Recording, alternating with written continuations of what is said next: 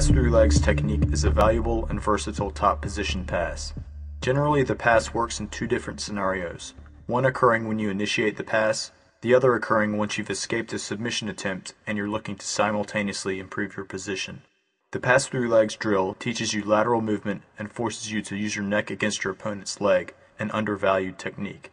Make sure you turn your ear into the leg. Not only does this prevent your opponent from adjusting, but it also protects your neck in the process. Overall, this is a very practical drill for improving both your grappling intelligence and grappling agility.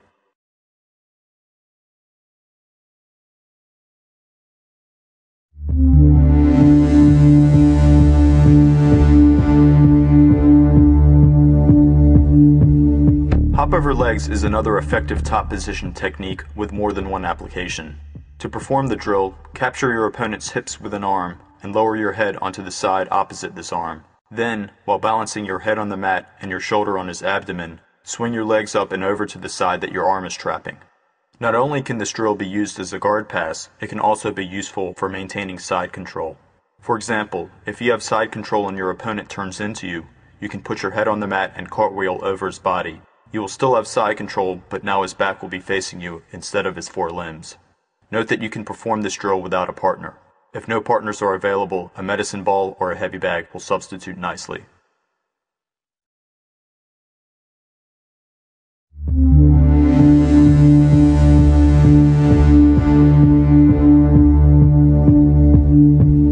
Knee on belly is an effective but underutilized top position in mixed martial arts. It can be used to set up powerful strikes, submissions, or more dominant positioning. The step over to knee on belly drill begins in a standing position with you in control of your partner's ankles as he lies on his back. Throw his legs downward as you step towards his side, lifting your rear leg as you go. When the foot lands, instead of bearing weight on the leg to remain standing, bend it at the hip and knee and allow your weight to fall into it. Note that keeping your opponent's heels elevated will force his lower back towards the mat, making a pass much easier. Also, note that the more you vary how much you lean into him or pull away, the more unpredictable your actions are, and the more likely your pass will be successful.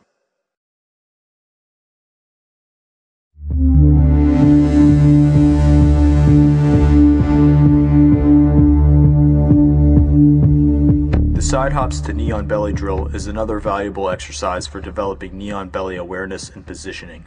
Begin by placing your hands on your opponent's stomach. Your arms serve to both hold you up and ground his hips into the mat. Going from one side to another, shuffle your feet around his legs and land directly to knee on belly. In a fight, you probably won't be able to transfer back and forth, but if your movement is timed and executed efficiently, a side hop could work effectively as a one-time pass.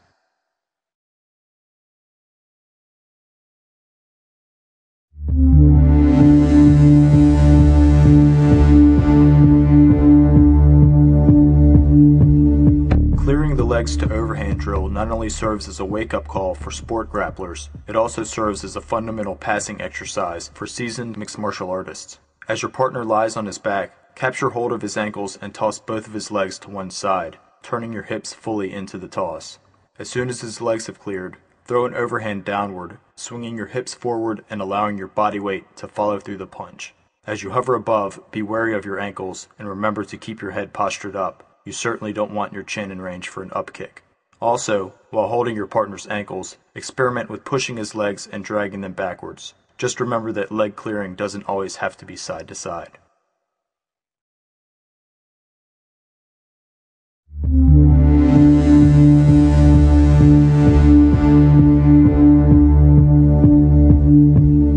The crossover pass is a highly effective technique for passing various guards. If you've timed the pass correctly, it's extremely difficult for your opponent to recover. Begin the crossover pass drill in a standing position, controlling your down partner's ankles. Split your partner's legs leading with your knee, allowing your weight to fall through this knee, aiming it so that it crosses your opponent's torso. Imagine your knee as a blade cutting across your opponent's body. When you slide your entire leg through, it should pin your partner's leg to the mat, keeping him from closing his guard. Once you have passed the legs, stay upright on the knee and throw strikes either to occupy or overwhelm your opponent. Once the pass is complete, then a more dominant position can and should be secured.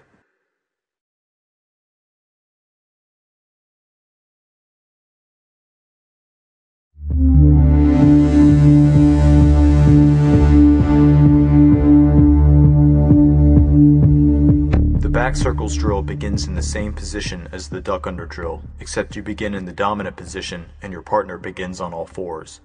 Back circles can be used to reposition your attack, or it can even serve as a counter to the duck under technique. As you perform back circles, keep your chest glued to your partner's upper back, keeping your legs sprawled outwards as well. You don't want your opponent to grab control of your leg, so move quickly but do not sacrifice control of your chest. In other words, imagine you're atop and your chest is the tip touching the surface on which you spin.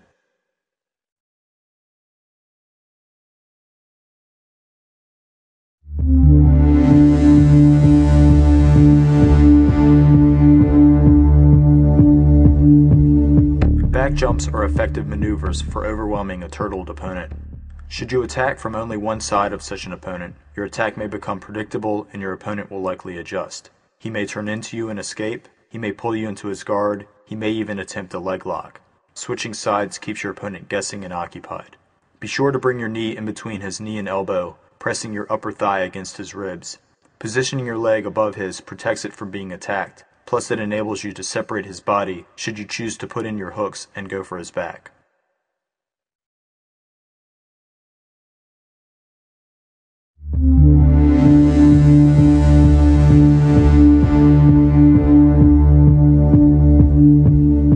The hopovers to knee on belly drill is another useful exercise to develop your agility and coordination relative to knee on belly. Apply downward pressure with an arm to stabilize on your partner's chest. From there, hop over to knee on belly from the opposite side. As you hop, concentrate on your knee landing on the diaphragm of your partner. Ideally, you want to replace the knee on belly using your other knee as quickly as possible. This technique adds life to knee on belly position, which is an effective position but not the most stable. Switching sides keeps your opponent off balance, setting him up for more damage from strikes, and possibly allowing you to slide into the more secure full mount position.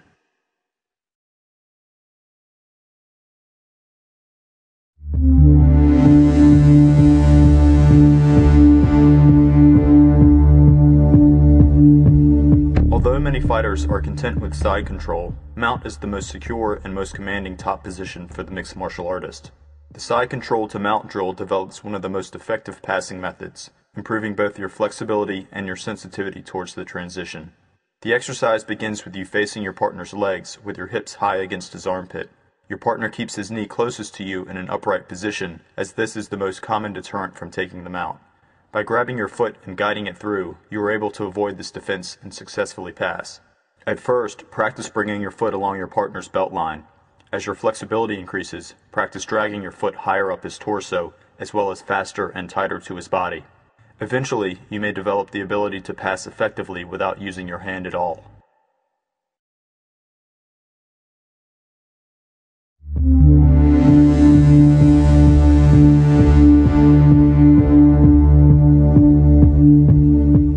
Side control to S-mount drill develops an effective transition that improves striking and submission opportunities from side control position. The exercise begins with a variation of side control, secured by facing your partner's head, holding an underhook on the far side, trapping your rear thigh against his torso, and pinning his upper body down with yours. As your partner's elbows raise, hop laterally and position your hips over his arms.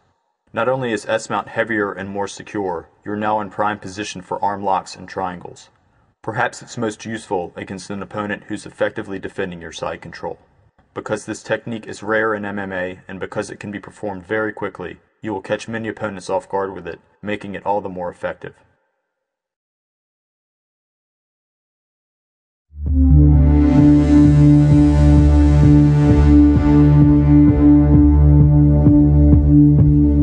The S-mount position is actually more effective for submissions than the basic mount.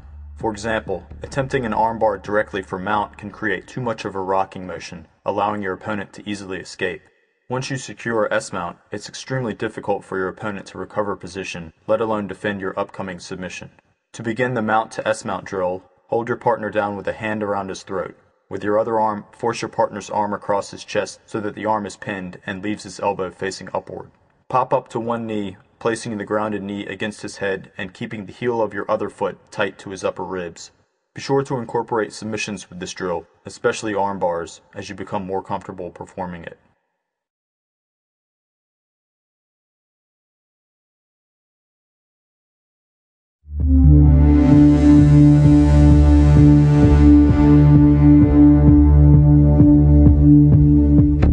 side-control containment drill offers valuable feedback for both partners.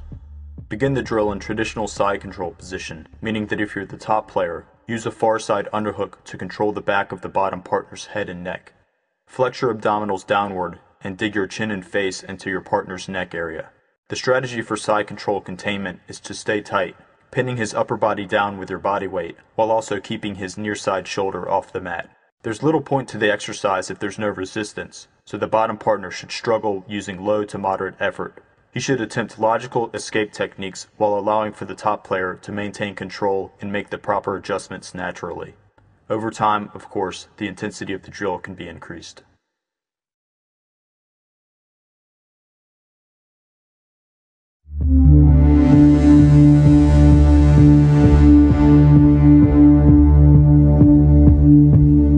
Top control freestyle movement drill helps develop transitioning skills for the various top control positions, including side control, mount, S-mount, knee on belly, and north-south.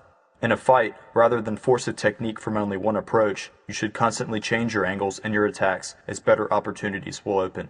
For this drill, stay busy and look to secure whatever upper body controls you can. Try to incorporate all the previous top control drills in this section, doing so as efficiently as possible. The bottom partner should move lightly, staying loose and relaxed. Once both partners are familiar with the drill, the bottom partner can increase his resistance in order to bring more authenticity to the exercise.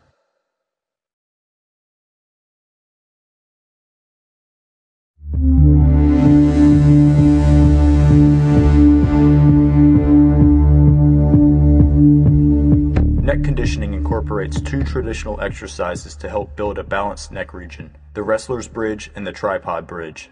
To perform the wrestler's bridge, lie on your back, spread your legs, bend your knees so your heels are close to your rear, and raise your arms so your hands lie flat on the mat next to your head. Begin to elevate your hips, bearing your body weight under your feet and the top of your head, using your arms to help stabilize your body weight if necessary. Once you're comfortable and in control of your position, roll your head in very small motions, just enough to work the neck through a sensible range of motion. Keep your neck muscles engaged, neither too tense nor too relaxed. As you hold this position, also expect to fatigue your glutes and other hip extensors. Above all, be sure to stop at any time if you feel any sort of discomfort. For the tripod bridge, raise onto the top of your head, and once you're comfortable, release your hands and place them behind your back. Unlike the wrestler's bridge, your shoulders should be nearly in line with your head, placing much of your upper body weight directly over top. Work the neck within a safe range of motion and stop at any notion of discomfort. As with every drill and exercise in this program, the most important guideline for neck conditioning is to perform it safely.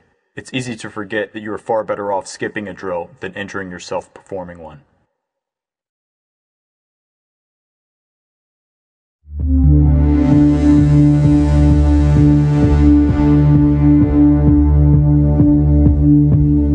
Supported crunches are similar to traditional stomach crunches, but they are performed on top of a partner. The bottom partner maintains a 4 points position with his hands and knees on the mat. The exercising partner sits on the upper back of the bottom partner, facing towards his feet and hooking his own feet within the thighs of the bottom partner. From here he performs crunches, recruiting his abdominals as much as possible. There are several advantages to performing crunches in this manner. For example, the use of the hooks help develop isometric strength in the legs that will come in handy playing guard and attempting sweeps. When performing this exercise, avoid coming all the way up as you would in a full sit-up.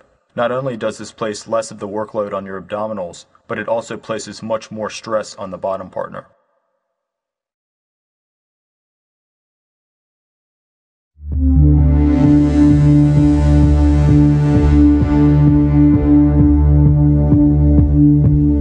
Supported pullovers are a highly dynamic partner exercise that develops one's lats, biceps, and core. If you are performing the exercise, your partner sets up and maintains an all-fours position, allowing space between his elbow and knee for you to hold on to him, but keeping a wide enough base so that he remains balanced. Align yourself on your knees perpendicular to your partner's body, curling your arms underneath his midsection. The objective is to swing your body around him so that you land on your feet without otherwise touching the floor. There are several key points to remember for this action. Curl your head underneath his body, keep your knees bent at a roughly 90-degree angle, and do not let go of his torso. Also, note that there will be heavy eccentric load placed on your lats and core on the way downward, so be prepared for that. In order to return to the starting position, swing your legs up and curl your core while pulling down with your lats. Aim to land on your knees and feet simultaneously, and again be sure to maintain your hold of his torso as you travel across his body. For safety's sake, this exercise should only be performed on a mat.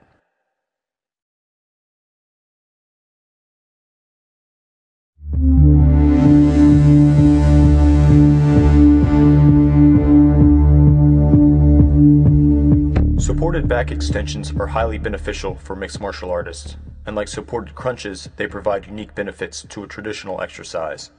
Not only are they more difficult when performed on a partner, their incorporation of hooks, in this case known as grapevines, will also help develop one's mount control. To perform the exercise, your partner lies with his back to the mat and his knees bent.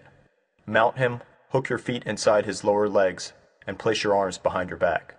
Begin to raise your upper body upwards while keeping your spine in a relatively neutral position, with only a slight amount of arch, if any. Note that it's okay to move your arms, just realize that the further overhead you extend them, the more difficult the exercise will become. Be sure to avoid overarching your spine and avoid any sort of drastic movement in this position. As with any partner exercise, be prepared to stop if either partner experiences any unusual discomfort.